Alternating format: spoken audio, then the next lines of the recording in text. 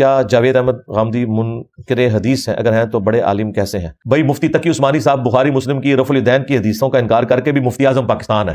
جی مرزا صاحب، آپ کا یہ الزام مفتی تقی عثمانی صاحب پر بے بنیاد ہے، اس کا کوئی ثبوت نہیں ہے۔ کسی تحریر، کسی کتاب کی صورت میں دکھا دیں کہ مفتی صاحب نے کس کتاب میں کس حدیث کا انکار کیا ہے، لیکن ہم غامدی صاحب کی کتابوں سے دکھائیں گے کہ غامدی صاحب نے کس کتاب میں اور کس حدیث میں انکار کیا۔ تو غامدی صاحب نے بھی کسی حدیث کا انکار کر کے اگر بڑے عالم رہتے تو کیا فرق ہے؟ ٹھیک ہے، میرے لیے سب سے سینسٹیو چیز عقیدہ توحید اور ختم نبوت ہے۔ تو عقیدہ توحید کے اعتبار سے اور ختم نبوت کے اعتبار سے بریلوی دیوبندی علماء سے بہتر عقائد مجھے غامدی صاحب کے لگے ہیں، اس وجہ سے میں نے انہیں بڑا عالم کہا تھا۔ جی آپ کو غامدی صاحب کے کون سے عقائد بہتر لگے ہیں جو آپ نے ان کو بڑا عالم کہا تھا؟ جی ناظرین، خود مرزا صاحب کی زبان سے غامدی صاحب کی تعریف بھی سن لیجئے۔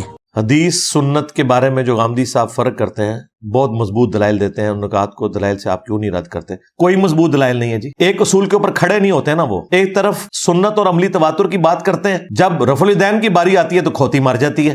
جی مرزا صاحب، کہیں تو آپ کو غامدی صاحب کے عقائد بہتر لگے، اس کو بڑا عالم مان رہے ہیں، تو کہیں پھر اس کی کھوتی مر جاتی ہے۔ اس کا مطلب جیسے آپ اس کو بڑا عالم مان رہے ہیں تو اس کے ساتھ آپ کی کھوتی بھی مر جاتی ہے۔